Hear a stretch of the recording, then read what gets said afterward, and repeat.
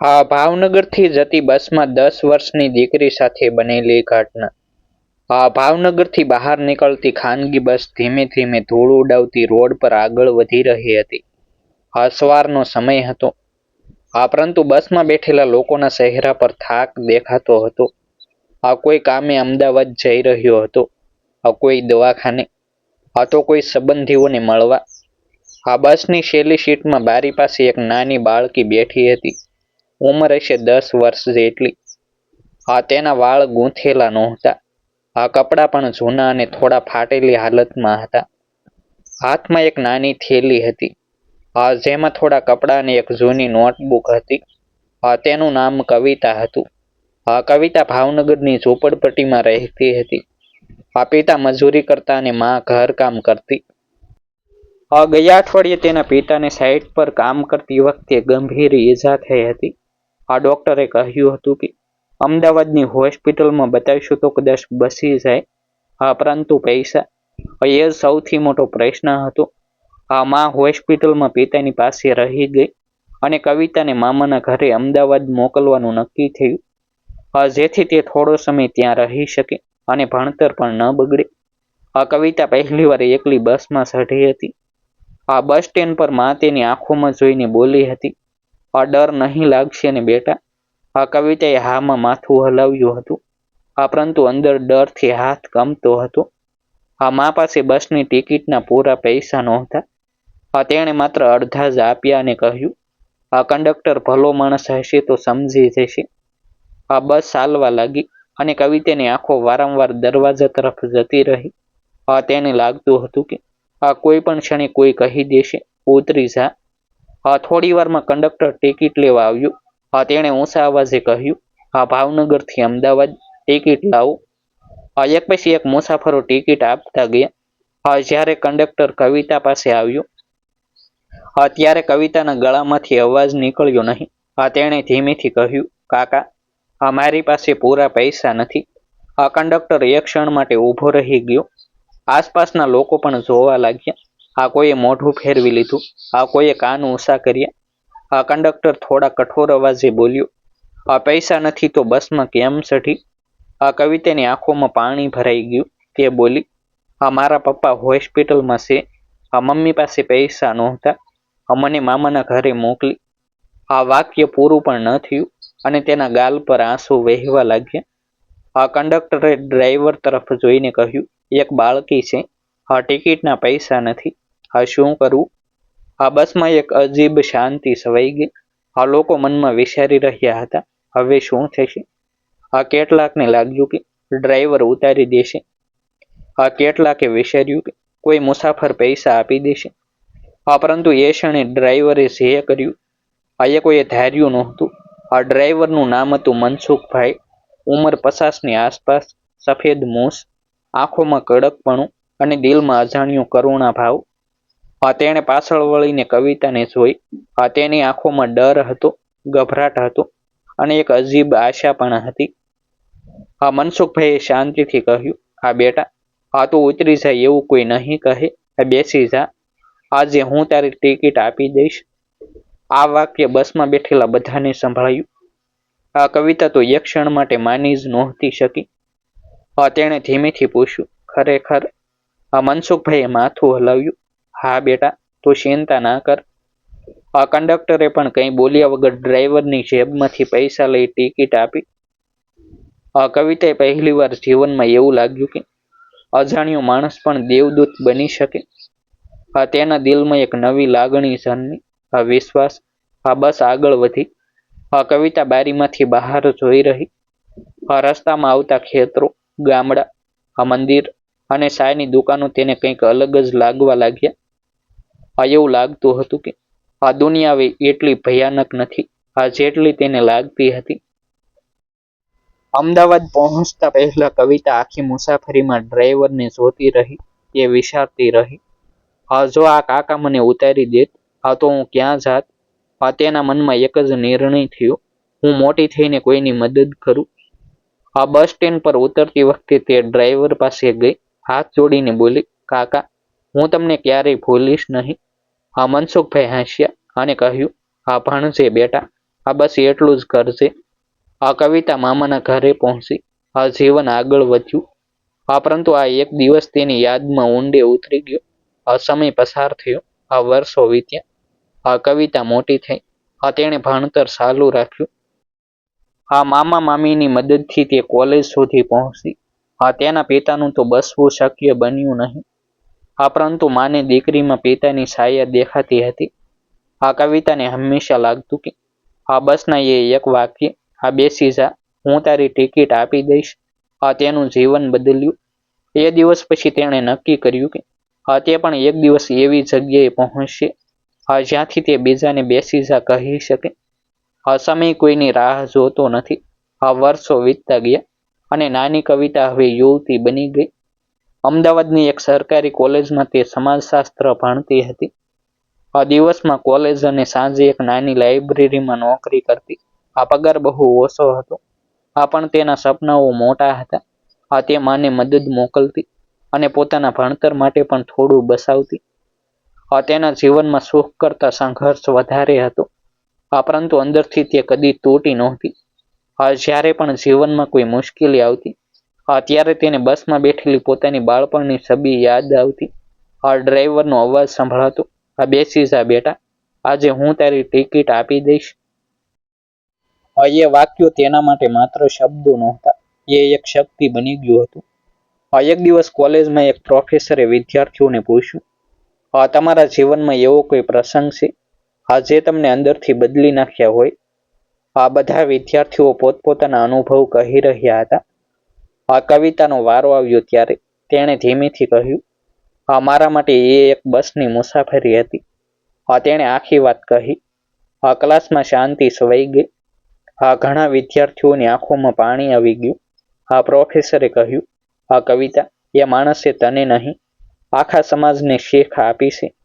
એ દિવસે કવિતાએ નક્કી કર્યું કે તે આગળ જઈને સમાજ સેવા ક્ષેત્રમાં જ કામ કરશે. કોલેજ પૂરી થયા પછી તેને એક NGOમાં નોકરી મળી, જે ગરીબ બાળકોને ભણાવવામાં મદદ કરતી. તે રોજ ઝોપડપટ્ટીમાં જઈ બાળકોને ભણાવતી. ઘણા બાળકો તેની જેમ જ ડરેલા, ભૂખ્યા અને અસહાય લાગતા. જ્યારે કોઈ બાળક કહે, મારા પાસે ફી નથી, ત્યારે કવિતા હસીને કહેતી, બેસી જા, આપણે રસ્તો શોધી લઈશું.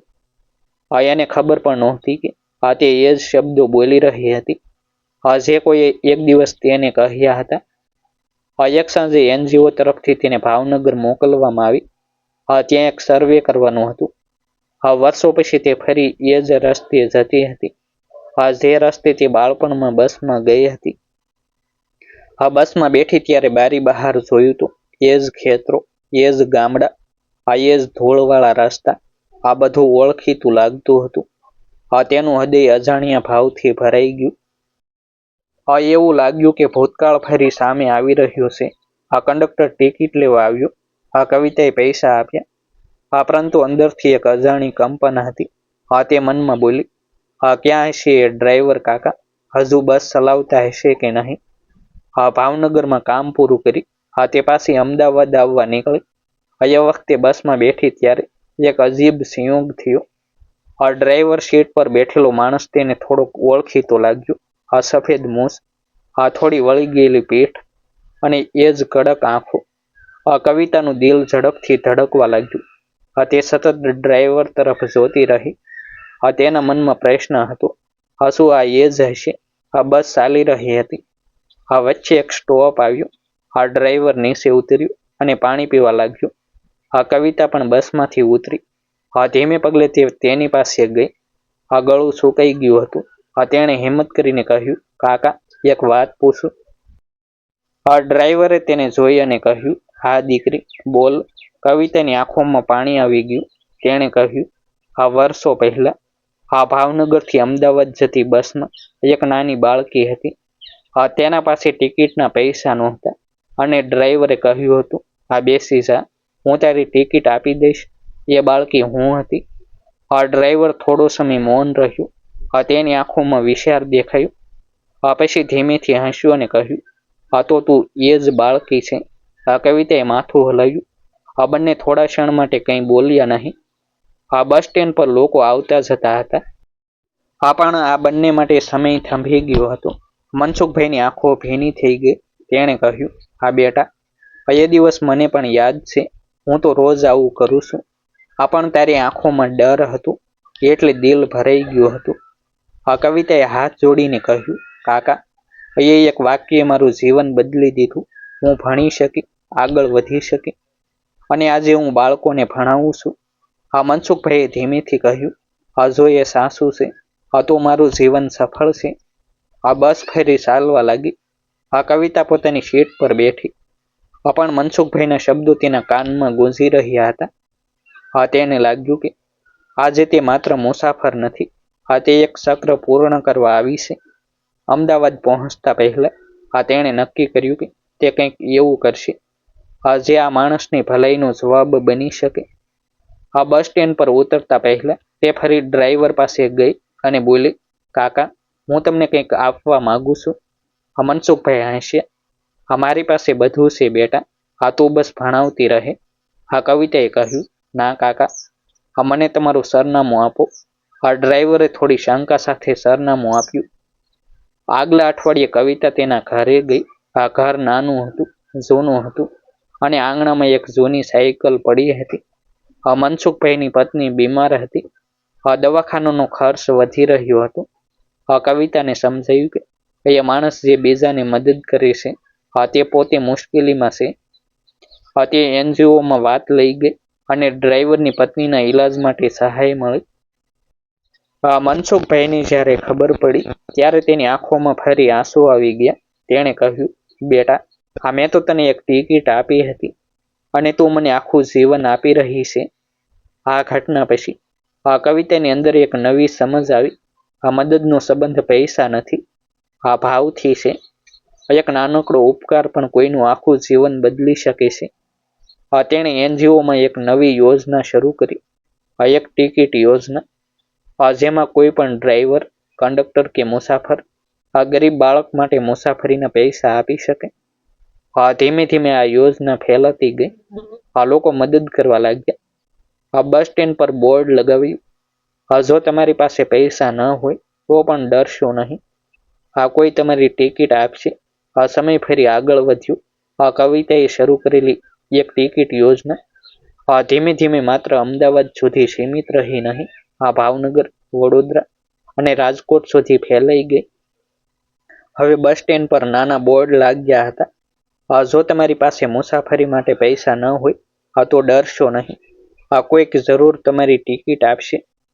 ઘણા ડ્રાઈવર અને કંડક્ટર પોતે જ દિવસમાં 1-2 ટિકિટ ગરીબ બાળકો માટે કાઢી મૂકતા.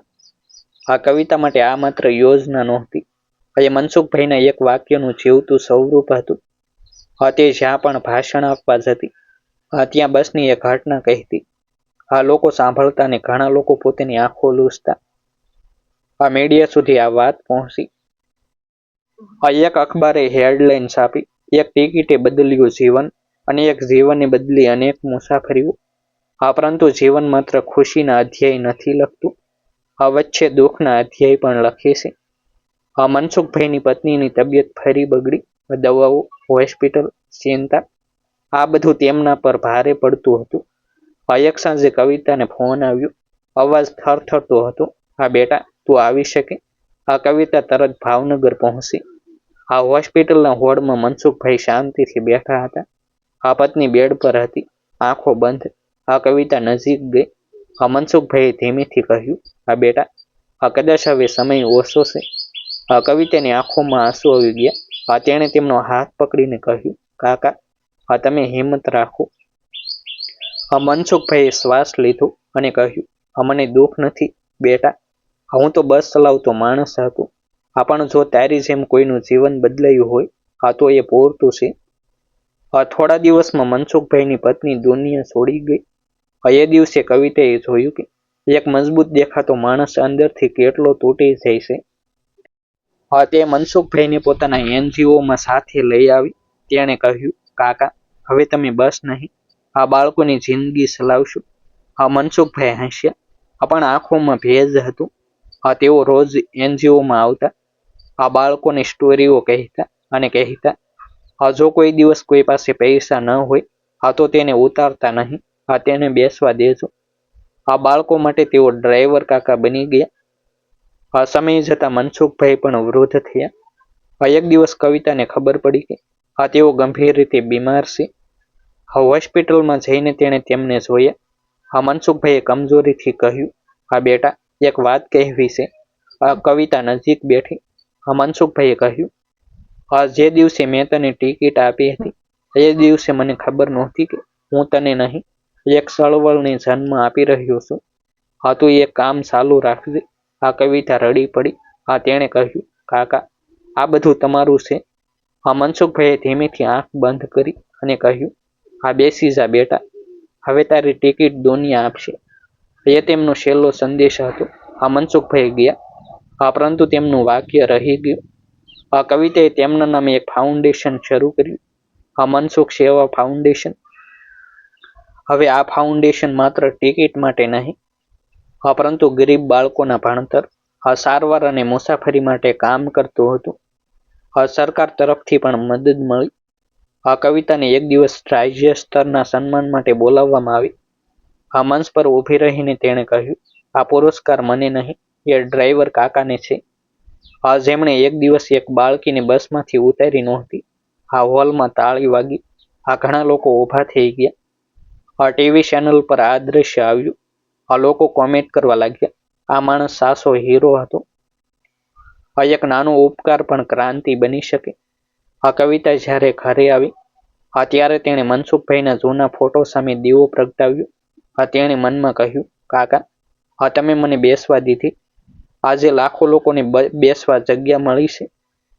આજ પણ અમદાવાદથી ભાવનગર જતી બસમાં એક નાનું સ્ટીકર લાગેલું છે. જો તમારી પાસે ટિકિટના પૈસા ન હોય તો ડરશો નહીં. કોઈક મનસુખભાઈ અહીં છે. કોઈ ડ્રાઈવર એ વાંચે છે, કોઈ મુસાફર અને કોઈ નાની બાળકી, અને કદાચ કોઈ બીજો જીવન ફરી બદલાય છે. બસ આગળ ચાલે છે, રસ્તા બદલાય છે, લોકો બદલાય છે, પરંતુ એક વાક્ય સમયથી આગળ જીવે છે. બેસી જા બેટા, આજે હું તારી ટિકિટ આપી દઈશ. મિત્રો, આ સ્ટોરી તમને સ્પર્શી ગઈ હોય તો એક લાઈક ચોક્કસ કરજો. કારણ કે એક લાઈક એ માત્ર બટન નથી, એ એવા લોકો માટે આશા છે જેમની પાસે આજે ટિકિટના પૈસા નથી. આ સ્ટોરી કોઈ એક બાળકીની નથી, પણ આપણા બધા દિલની છે. તમે માનતા હો કે એક નાનો ઉપકાર પણ દુનિયા બદલી શકે? તો આ વિડીયો જરૂર શેર કરજો, જેથી કોઈ મનસુખભાઈ ક્યાંક ફરી જન્મે. અને આવી હૃદયસ્પર્શી સાચી લાગતી સ્ટોરીઓ રોજ સાંભળવા માટે અમારી યુટ્યુબ ચેનલને સબસ્ક્રાઈબ કરવાનું ભૂલશો નહીં. નોંધ, આ સ્ટોરી કાલ્પનિક છે, તેના પાત્રો પણ કાલ્પનિક છે, તેની દરેક મિત્રોએ નોંધ લેવી. આભાર.